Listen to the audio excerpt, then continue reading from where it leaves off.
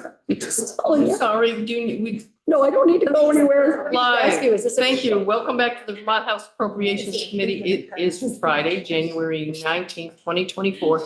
We have a lot of activity going on to spin the finishing of BAA throughout the whole building. We were hoping Representative Wood will be coming soon with the GA. I thought would be at 10. You know what, to be efficiency, the other person we need to hear from is Grady from our joint fiscal office, who has an additional packet of language to present to us. So why don't we hear that? Then he'll have direction go back, and we'll have you back later today as well.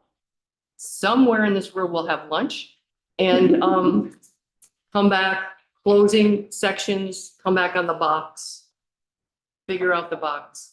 Close the day, take a straw poll, and we go home. All right. So for right now, Grady, welcome back. Thank you. For the record, Grady Nixon, Joint Fiscal Office. So you all should have this packet in front of you. I'll just go through this one by one. On page 1 of this document, this is just reflecting a technical correction to what was drafted yesterday and presented to the committee. Recommended language from the House Committee on Transportation.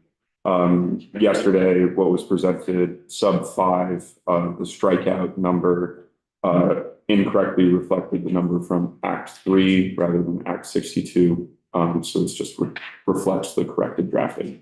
All right. So if I'm doing this correctly, I'm going to go to your packet from yesterday and just go like that. Correct. The new one. Okay. On the second page of the document, this is what we've been calling the ARPA waterfall. So in sub A, to the extent to which American Rescue Plan Act funds remain unobligated by November 15th, 2024, funds shall revert to the American Rescue Act Plan Act fund and be reappropriated in the following order. Sub 1 directs $5 million to the Agency of Commerce and Community Development for the Community Recovery and Revitalization Grant Program. That program was amended by Section F7 of last year's bid bill, Act 78, and can direct grants to municipalities for various infrastructure-related projects. Further language in sub 1 specifies that municipalities that were impacted by the July 2023 flooding event and are eligible for Federal Emergency Management Agency public assistance funds under Federal Disaster Declaration DR 4720 VT, which is the disaster declaration related to that event. So I'll just stop you right there. So this is from the Commerce letter and the Commerce discovery of what ARPA dollars can be used for. So thank you again, Commerce Committee, for discovering in the Treasury guidelines that we can use use ARPA dollars in a new way. That is, so this is allowing that if there are unused funds, as they start to drop to the bottom of the line or opportunities for redistribution, this would be our first choice to fill. First choice, is that our second choice? Wait, can I Oh, ask sure, a go question ahead. on this first choice? Go ahead. So just to be clear, this is something that the cities of Barry and Montpelier, for example, could access. Correct. So any municipality in a county that is eligible for FEMA fund, public assistance funds under that federal disaster declaration Go ahead. would be eligible.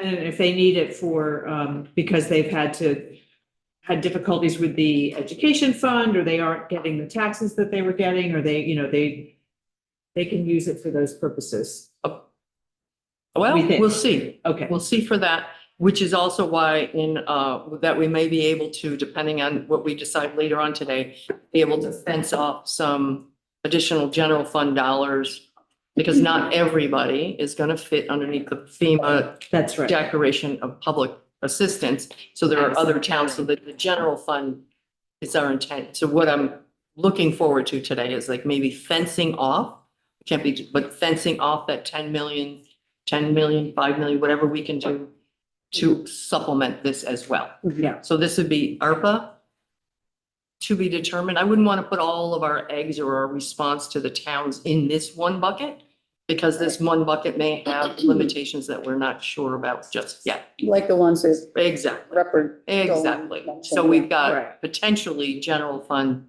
today that we'll talk about later that would complement this. Support non-FEMA communities. That's right. Okay, Or, right, okay. thank May I you. ask one other question on this?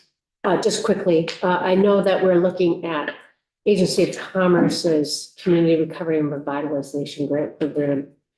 Vermont Emergency Management also has a disaster community program that we use ARPA funds to support the buyouts, for example, and all those other costs such as debris removal. And I just raised the question whether we want to allow the agency administration to use those two programs as opposed to one, to be able to fully support the kind of needs that municipalities have. That may be a very good compromise as it gets developed in the Senate. It might come back. But for, yeah, so we're putting something in here, at least a waterfall at the moment. Let's see how that develops, right? And maybe, I don't know if they can move from Commerce and Community Development, send or have a memo to somebody else, but as that develops, that's a possibility. At this point, I don't know if it's not. So let's we'll think that it has potential. I think we're getting counsel from.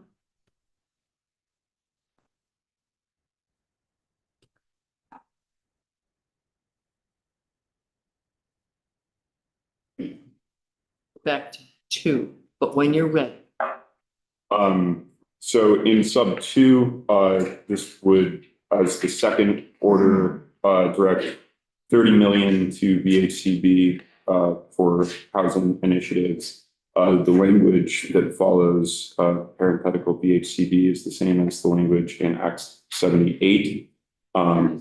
So this directs VHCB to provide support and enhance capacity for the production and preservation of affordable mixed income rental housing and home ownership units, including improvements to manufactured homes and communities, permanent homes for those experiencing homelessness, recovery residencies, and housing available to farm workers and refugees. That's we don't know where this will end. What in your chair's feeling is that I don't know, we don't have a lot of other dollars. We do have a potential here that because of Vermont Housing Conservation Board has received ARPA dollars before and have expended them. The issues that may pop up with this that constrains what they can do with it may limit their ability to be able to use and in the time frame that they have to use that. So my hope is that this number will be refined as the year goes on or the session goes on as to what it can. And I'm also very much looking forward to FY25 where we can focus. So just know that from my perspective, some of the work that we're doing in BAA, first and foremost is focusing on making sure that the situation, the GA program and the crisis right now that is the number one item to fix that for length of time. And so that well on its way over to the Senate with what Teresa's going to be bringing, hopefully, and that in FY25, looking at the opportunities to take that step into creating a healthy and robust opportunity for building, both from our friends with the Vermont Housing Finance Agency and in VHCB. This is as a stake, so to speak, in the sand around, maybe there's opportunities here as well within ARPA dollars as they sugar up. Does that make sense? But it's after November, right? It all happens in November. Doesn't, November is yeah, November's next, so we'll talk, this is just a waterfall, so November is next place. That doesn't mean it has to wait till November. No, it does not. but because we're gonna be in session here until, let's say it again, Mother's Day, right? We're going home for Mother's Day? Well, regardless, so just so we'll be able It to. just says, this is like a backstop. Yeah, This that just is- says if it's unobligated by November 15th, this is what happens. So that's gonna be like a whole, hang on to that thought, because it's almost like a whole nother subject. Okay. This is B. It's a whole different subject. Why don't you walk us through that? So, sub B, I should note at the top, this language needs to be corrected. So it says that the joint fiscal committee, shall reappropriate the remainder of unobligated funds. The joint fiscal committee cannot reappropriate. So that language, will need to be further amended, just to clarify, that the committee shall approve, reallocation funds. Sub, Where were Where's you that? on that? I don't. Shall re, oh, that last word. The word the reappropriate should be penultimate approved. line, so the word reappropriate there, Reappropriate, okay. correct. We can reallocate or. Hang on just a second, Jim. So I just want to understand 1 and 2 again. Yes. When does that happen and how does it trigger happening? So, in sub A, if ARPA funds remain unobligated by November 15th, these funds would automatically be reappropriated for those purposes. Okay, I didn't zero in on that first sentence. And then sub B, notes essentially if there are unobligated funds beyond that 35 million that's identified in sub 1 and sub 2, that the Commissioner of Finance and Management shall report to the Joint Fiscal Committee at its November meeting, on the number of funds and recommendations for using those funds. Is this throughout ARPA funds or is it specific to this area that we sort of earmarked for ARPA? So this is all ARPA funds. All ARPA funds must be obligated by December 31st, 2024 calendar year. Or they'll have to be returned to the federal government. And this So constitutes obligation. this would not constitute obligation. This would direct the Commissioner of Finance and Management to identify the extent to which ARPA funds beyond $35 million. Notice the 35 million would be First. that is Correct. your obligation. Correct. So in Yeah. 1 and 2, those funds would be appropriated and obligated. And in sub B, the Commissioner of Finance Management would identify funds beyond $35 million, make recommendations to the Joint Fiscal Committee for reappropriation, which the committee could then approve. Yeah, so we would have to move. Representative Blumley? Yeah, I just wondered, is that enough time? I mean, Well, we've had some discussion around like November is when joint fiscal committee is scheduled to meet. I have talked with Brady, Mr. Nixon, I don't know, I feel like Brady is just too annual. That what I would like to see. Yeah, because he's gonna have to change that one word. What I'd love to be able to see, and it's gonna be back and forth all day today.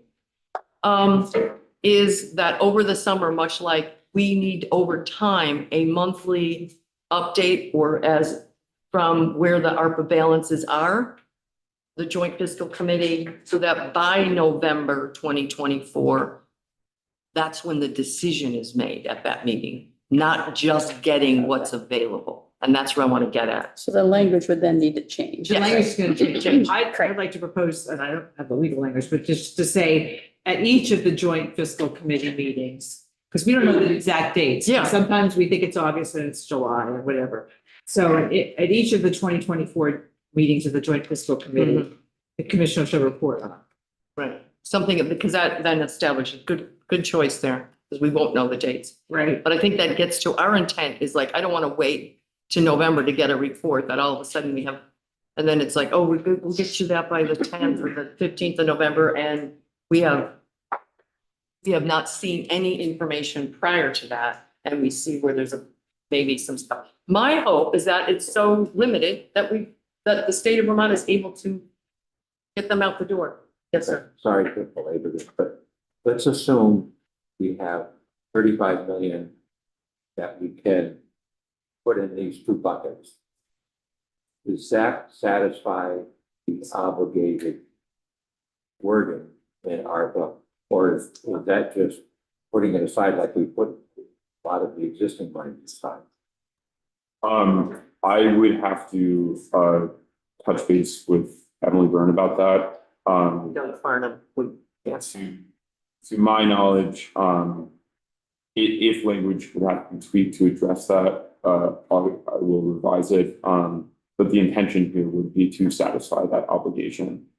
So those funds don't. No, I just didn't know, like in VHCB, if we had to actually appropriate to a certain project or projects, and again, I'm out of my area, in terms of what we're doing, but I do know, I mean, a lot of the ARPA funds, we have kind of allocated to different silos, and obviously, some of that's not obligated, so. Correct. So all ARPA funds have been appropriated, not all ARPA funds have been obligated. So we would need to make sure that any language that reaches the final cut of the BAA addresses that obligation requirement. Representative Dickinson? Yeah, when we had Doug Farnham in here, he said that appropriation is not obligation. Obligation requires a contract or a grant. So whatever date, they better be ready to have a contract and grant ready so they can start working on it to be obligated. Right. So yeah, the intention with this language, and so this will be further amended, is to ensure that That happens. that happens by December 31st, 2024. Right. November. And it has to be finished by December Yeah, 2020. but we want. Yes, correct. Well, we'll have to, the way the mechanism, this is our intent, that this would be the waterfall. It may require between now and November. You're right, it has to, would So have to that- be go out the My door. concern is with that A, it says to which they remain unobligated by November 15th. Then we're gonna do the 5 million, and then and that's too late for the cities and towns, so, So question is can that, we yeah, say by March? I mean, it just feels like it needs to be ASAP on that. for number For one, number one, as soon as possible, right? yes. But it would still have to come through this body to actually appropriate. But we're trying to earmark a process or an amount to where it's gonna We should go. put it here first. Yes, And I do appreciate the tension here because we certainly don't want the federal government to call back any of these monies that, for projects that are eligible. However, we do know that we intentionally put ARPA dollars into very important initiatives such as broadband, water, wastewater. And a March deadline, for example, would not, it'd be enough to fully obligate some of those dollars that are already, appropriated to those uses, or at least intended for those uses. my thinking is it's just like projects and there are things that by just natural causes will have a gap of money, not that we're gonna reach in and rip it out. This is where it's unobligated or doesn't have a path, that this would be our, so I think I'm feeling Representative Shy's like direction that, this is gonna take all summer to get to that, which is why it's even more important to have some fencing of general fund to get more immediate relief. But, all right. I don't know if and then I'll let you do that. How can we take those two and figure out a way that between now and May, right? Because we're gonna be here for a little bit, between now and May, if the administration has the ability to come back and identify where this investment would be with ARPA dollars, we would entertain making that an appropriation before we leave here in May. Does that make sense?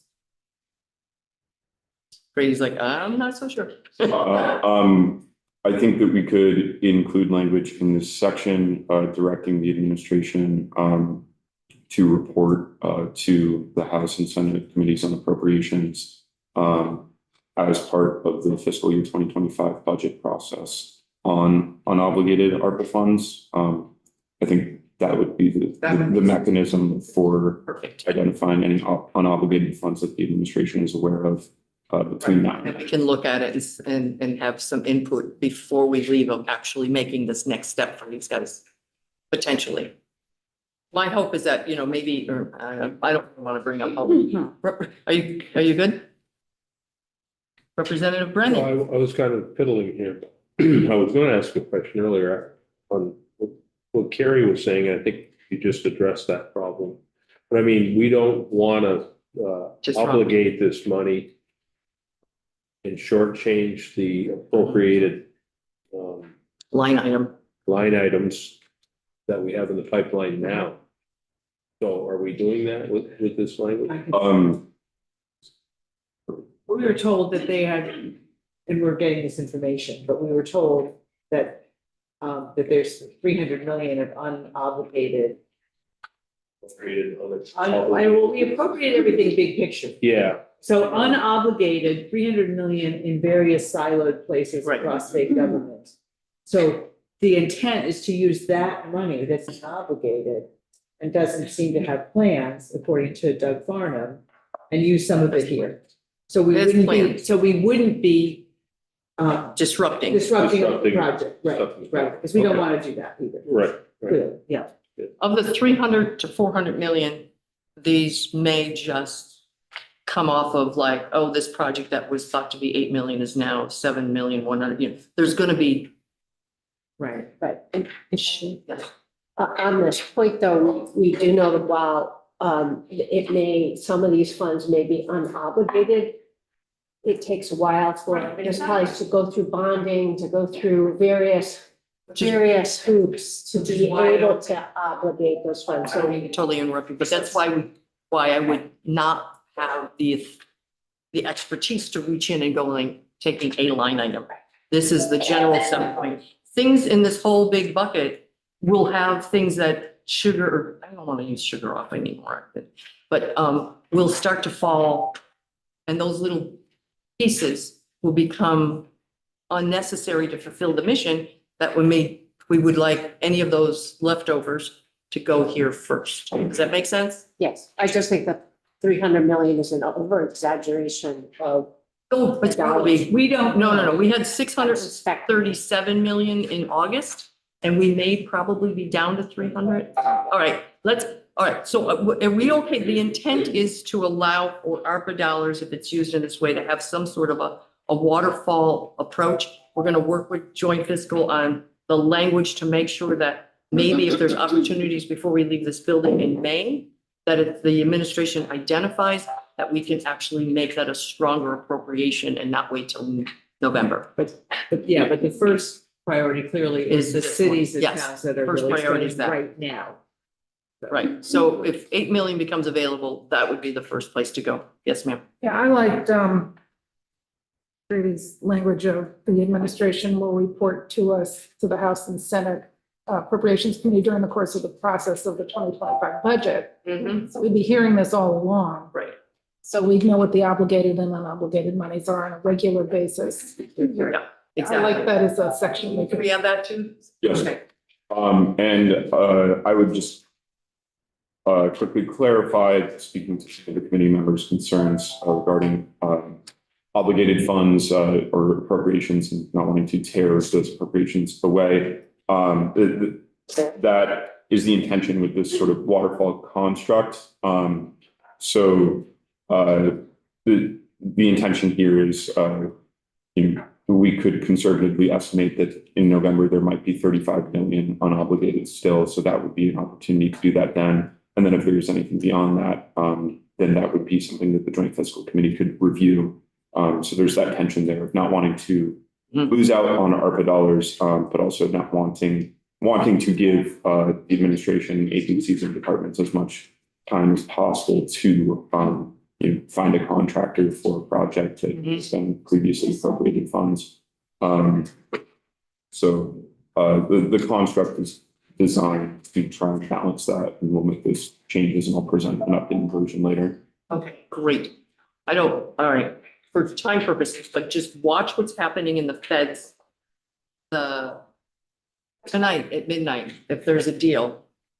I saw on the budget in DC, I saw I saw a line item that said part of their balancing was to pull back $2 billion out of unobligated ARPA fees. So I was like, so after tonight, we'll figure out if that's actually in the bill, and we'll ask in a couple of weeks about what is the impacts of that on Vermont? And what are they sniffing for? Okay, so I think this will get refined and you'll come back later with some more? Okay, next one. On page 3, so the House Committee on Government Operations reviewed this language in their letter. They approved it without changes. This is from the Treasurer's Office amending Vermont state statutes. Makes technical corrections in 3 VSA Chapter 18, Section 532 and 535. In 532, the corrections are purely technical. Changing, striking out salary, to clarify that this applies to percentage of wages, so that there's not a misinterpretation, of statute there. In 535, amendments are intended to imply the enforcement structure of Vermont saves to employers that fail to comply with the program, rather than those that fail to enroll employees. The Treasurer's Office, upon review of other similar state programs, found that employers who were not in compliance with the program may have enrolled employees but were not actively participating in the program. So this language is intended to make sure that that enforcement mechanism works, so that employers cannot simply enroll employees who do not comply with it. It also increases the flexibility of the program. They found that the program would be able to launch more quickly than anticipated, and that they may be able to launch it in an all-at-once approach. So this language increases flexibility for that. Right, because we're partnering up. I think we've seen this a couple of times in December in government ops and this, okay. And this is government ops has reviewed that. Correct. Okay. Great. Page 6.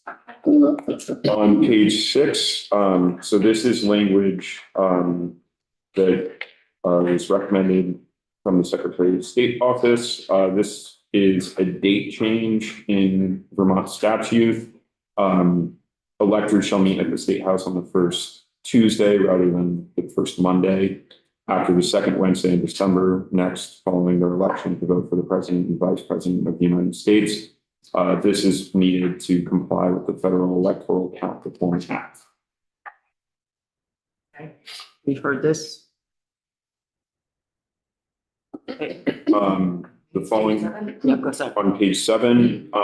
So this is language amending the governor's recommended section 49, which amends Act 78, section E100, the creation of executive branch positions. The Cannabis Control Board requested 2 positions, 1 compliance agent and 1 deputy director of compliance and enforcement. So this adds those positions to that language. So just to quickly, so before it went from 68 to 73, and now with the addition, we've made 75. So there's almost like 1 more cross out. Perfect. Thank you. Okay, page 8. Pages 8 and 9 involve 3 sections relating to the enterprise resource planning, modernization, business transformation. Section 36 of the governor's recommended budget adjustment language included a $3 million appropriation for that purpose. So the first section that you'll see here is just clarifying that the House Appropriations Committee has not approved that request.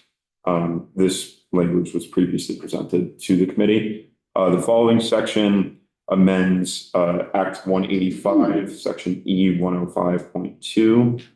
The first correction here or amendment in sub A is just a technical correction, adding year In sub one, this clarifies that funds may be transferred of that $11,800,000 appropriation for ERP that occurred in Act 185 out of the Technology Modernization Special Fund.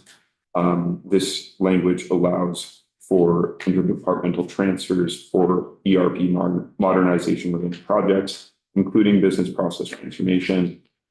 So this would allow for those previously appropriated funds to be used for the same purpose as what was requested in the first budget adjustment.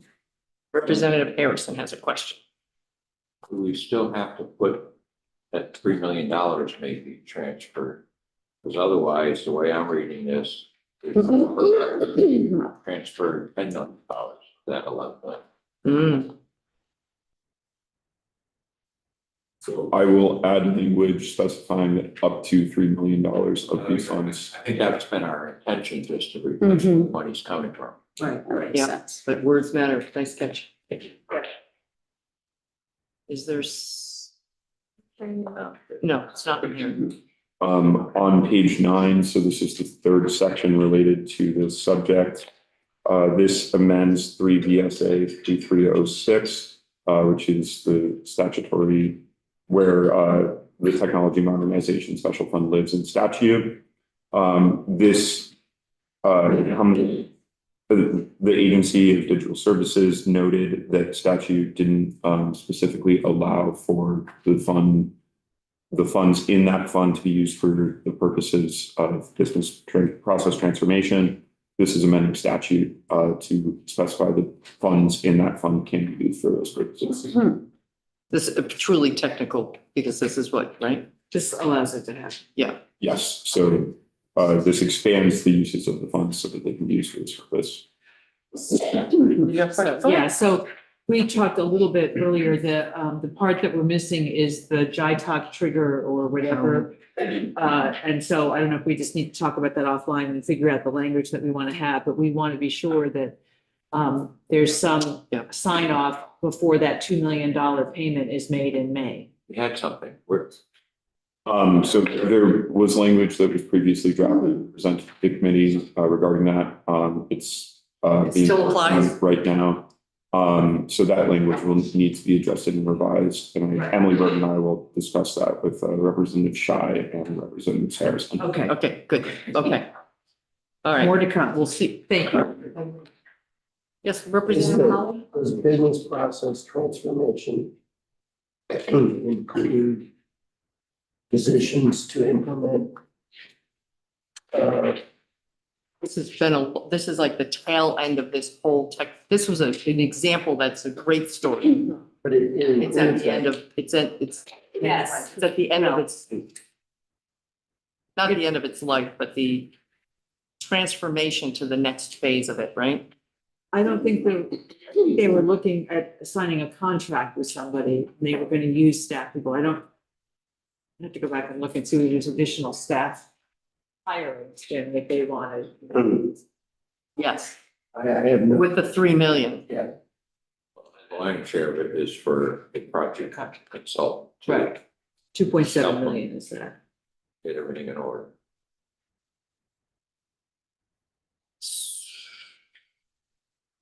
They didn't put positions in Right. when they did the 3 million request of one-time money, there were no positions that they put in at that time. So no positions So I don't needed think- I don't- now. Right. Because that would have happened when the governor was recommending. Oh, that's true. Ready? On page 10, so pages 10 through 11. 12, this is just showing, reflecting that the committee is not accepting the governor's recommended On that. amendments to 16 VSA 4018, which is where the after school and summer learning program Yeah. lives. I should note that sections 48 and 62 of the governor's recommended budget adjustment also affect the after school and summer learning program and will need to be struck as well. They're not included in this package, but they will be struck in the budget adjustment. Which sections are those again? 48 and 62. What about 29?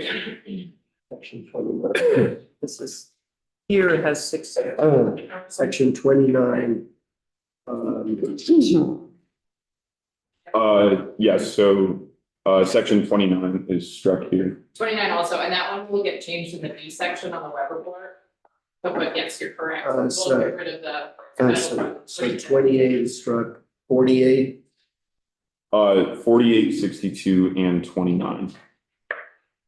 Say 48, 62. How about 65?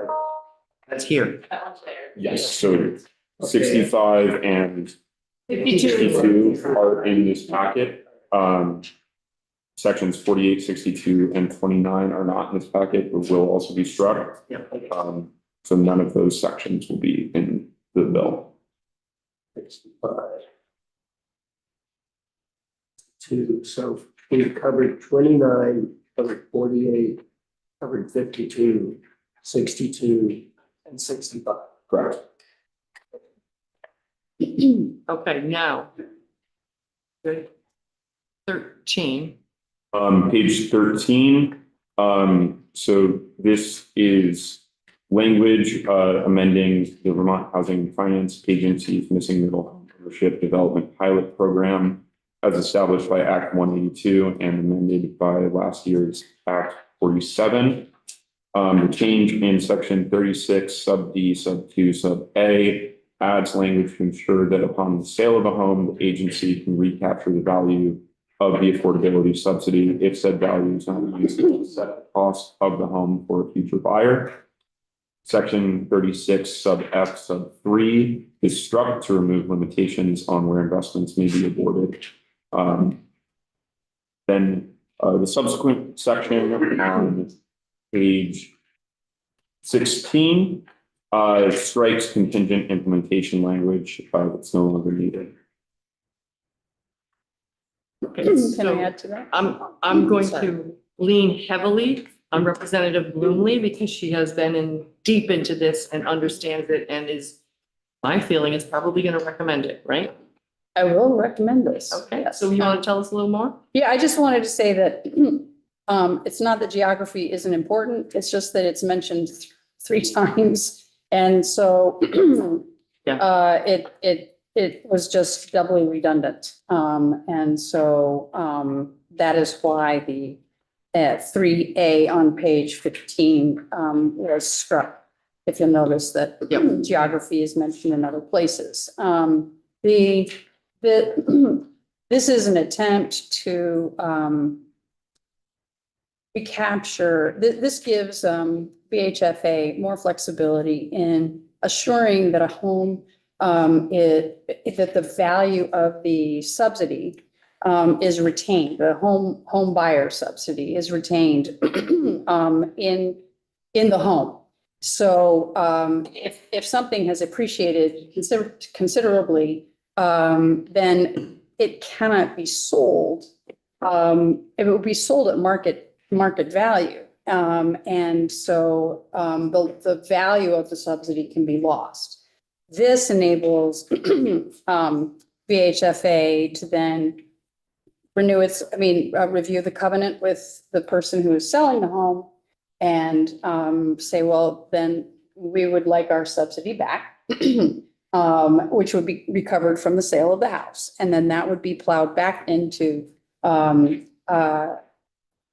investment in a similar kind of situation, or it could also be invested in perpetually affordable housing. But we do have a representative from VHFA here who can further explain that. The last thing I just want to say about the end that the authorizing legislation for the program was in the FY 2022 budget. Is that 22?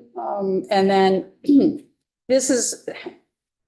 this clause, section 37 would only make this, we didn't appropriate money last year, except in the BAA, as it wasn't in the FY 24 budget. So by not repealing this, they would not have the authority to run this program anymore. So it's just a legal true up. It's very important. It's not needed, not required, it would be actually in the way. So let me ask you a question on this, because you've been so close to this. General housing have you checked in? Yes, And they took a straw poll on the language, they're fine with it. so my feeling, committee, is that we're gonna probably, if you've seen what we've got to work with as far as any general fund, we're gonna have very little, if any, stretch across some of the really required investments. And I know in this world here, I would really like to emphasize that in FY 25, that we will be able to strengthen as much as possible, because I don't think we're gonna be able to, but if anything, we can at least do this. Is that, you know what I mean, like to help them out in this way. Representative Dolan. Yes, I too want to thank you for all this work. My one question is, when you talk about recapturing that subsidy at the time of sale, is there language in here that allows for that almost revolving nature of those funds to help in order to sustain this type of program? Well, remember, in this program, a third of the housing is perpetually affordable, that is funded through this, which is more expensive than 2/3, but it's actually, anyway. This, the other program that is not perpetually affordable is subject to market pressures, right? And so given the ways in which things have appreciated over time, the amount of the subsidy, there isn't the value of the subsidy anymore if the house appreciates to a certain level. We do, Madam Chair. Yeah, go on. Do you mind if I ask the representative from VHFA to just? No. Well, No. your recommendation is this is good. Does anybody, we got 15 minutes to lunch. Just ensures that we don't lose the value of that investment. I just want to continue, we could take it off. Okay, exactly. This is a fabulous resource, and thank goodness they come and visit with us. And yeah, I would just clarify that this language, this recapture only occurs if the value of the subsidy is not included in the sale of the home. So the home could theoretically be sold at market price minus the value of that subsidy. So the intention would be to keep it affordable in that sense. Representative Dickinson. That's sort of what I was gonna ask. If the house they bought it at 100,000 and they got a 50,000 subsidy. And then the house, they live in it 10 years or something, and then they've got a $500 million house. That 50,000 is what you're talking about recapturing, so that the person who buys it, it may sound crazy, but 450 would be more affordable than $500,000. Right, so if they don't sell it to that new buyer for $450,000, Then they would have then to send it back to VHFA. exactly. Okay. All right. Yes. Because obviously, one of the things you need for that person to even begin to think about selling that house is there's probably has to be some kind of equity accumulated. Right. So they can move to the next house. Right. And then another person with less money can come in and buy it. That's Right. right. It stays with the house. Okay. Yeah. Just wanted to check on that. Okay. Representative Holcomb. And I apologize if this is a naive question. Is that inflation adjusted at all? I don't believe so in this language.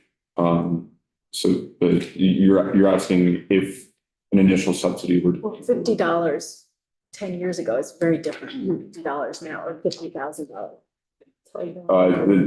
There isn't an inflation adjustment in this language, no. In this language, that might be a conversation for your phone friend as we go to lunch. Here's what I'd like to do. Doesn't mean I have to do it. Doesn't mean you do. I'd like to just kind of go through what Grady has already presented and see if there's any places that we can check off, that we can move forward, and then identify the things that need to come back. Does that make sense?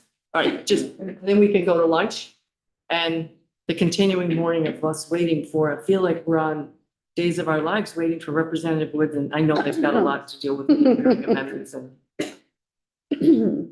But if we go back to the very first, was the transportation piece and that technical, are we good?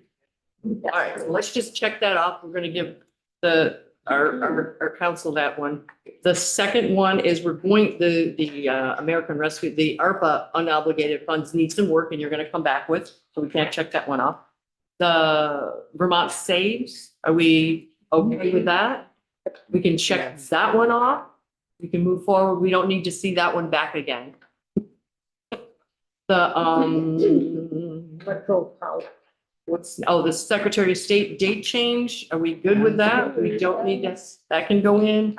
The cannabis 2 positions, we're good with that. We'll see the things in the bill when it comes back at the end. We're going to be okay with removing the $3 million from the enterprise resource planning. And we're gonna, all right, so we're gonna, we've already kind of add that back. But there's more language to come on the transfer up to 3 million, so we'll see that back again. Right, so the second section of this 3-section packet here will be revised and there will be a 4th section added here.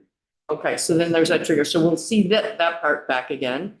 So I think we were good yesterday with taking out at this point of time and let Senate deal with the after school and continued conversation around that. And then the middle income. I can say, given that the only missing ones are deletion. You got, yeah. Once those are in to be deleted, Yeah, we're all well set. said. But the middle income home ownership development program, people had some questions and they want to go talk with a friend. Do you want to wait on that until you have opportunities to talk? Or we Did that can, come out unanimously out of Yeah. general, came out unanimously? Straw, it was a straw. so I'm not getting a sense there's huge consternation, just, like clarification. So we'll just put a softie on there. Have a clarification. Sir. I have a question on the middle income home ownership development program. Is this material written up in deeds when they're? There's no mechanism in this language for this recapturing. There's nothing directing that. I would have to circle back or reach out to BHFA to get a comment on that. I just had a question. Usually isn't. Should it be in a? Usually the is in a deed. It doesn't require that, but all of their provisions. Yeah, I think we did it yesterday. At least we said it. These are the guidelines. No, all right, let's make sure we say that. I have a similar question on that same issue. So why don't we take those outside, the questions around that, we're not gonna check it off. All right, so you facilitate a conversation to that. I just wanted information for you. Those are the things that are coming back. Also on our sheet that we haven't seen totally, or maybe we have and you're gonna help me, is the treasurer's, the financial reserve practices. Maybe I missed something. And then the fiscal stress testing. So I'm looking at our cheat sheet from before. We're seeing within here the ARPA waterfall, which is gonna be not finished, but we're seeing it. We've got the House Human Services language requests. There's things like the Meals on Wheels waiver, which is on page 2 of the House Human Services letter. The con language that's in House Human's letter, the opiate settlement committee updated practices for their meetings Right. is in their letter, but we haven't, we'll want you to make sure you look at it and bring it back. There's the choices for care savings piece that's in their letter. Those I don't think that we've seen in your construct. We see it in their letter, but so when things get rolled up from committee letters, that if Grady is our gatekeeper of making sure that either we've okayed or, that it comes in. Mhm. We just did that.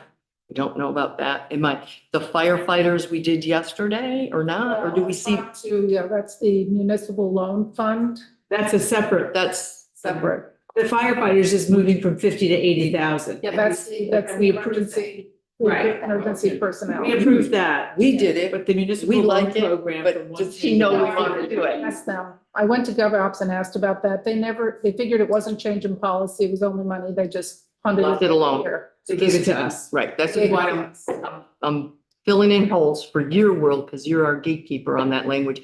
That didn't have a home from coming from so it's in the treasurer's message to us. So Lynn has that, so we want to make sure we get that circled in, the firefighters, and then we have the equipment loan to go from 100, 110 to 150, that's the municipal loan a program. municipal loan program that Program. request from the treasurer's office to put language in to increase Waiting to that. hear from the treasurer's office.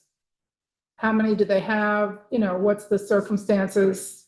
You know, So are you, maybe next, I don't know. so why don't you take a look at that language and include it, and then as we're working, so that, can anybody think of anything else other than the GA language that we're missing? Yes, ma'am. Did you mention the request for food bank funding? I know we talked. That's not language. I mean, That would be a one-time, that would be in our box. That would be our one-time. That's in a money box. I'm like, what is language that's coming around? Thank you. Okay, so, I would note, I'm sure that there are some sticky notes on my desk that will remind me of other sections that need to be added, but I know that there's some further amendments to pension COLA language. And there will need to be a section added to unreserve the 9.1 million that was reserved in Act 78. I saw something about it yesterday. Chris Root testified on it, and the committee has seen most of the COLA language, so there will be a minor adjustment to that, and then a section formally unreserving those funds. So you're gonna be working on redefining what we saw, right? Right. And I'm sure there may be a few other things from the other packet that's coming back, but escaping me. I think we're getting tighter. Do you see it? Look at Representative Molly. We're getting down this road. I'm seeing a snow-covered path about like here, and let's not skid off. All right, so we have this. Why don't we go to lunch? People have meetings at noon. You're gonna huddle up with friends. There's gonna be continued conversation around money because there's a great deal of transparency among our members, and they all do good work, and I'm gonna go find out. So we should come back. One is Couple minutes 1:15. late. Yeah, 1:15, somewhere in that neighborhood for her to be able to, I'll check in. Okay? Poke at your head in by one, see if we need to start. Yeah, because like, is there, all right, and then Grady might be back. We're still Maybe online. 2-ish, whatever. Sometime today, you're not going home anytime soon, right? Back, before the end of the day, we're gonna have to like seal your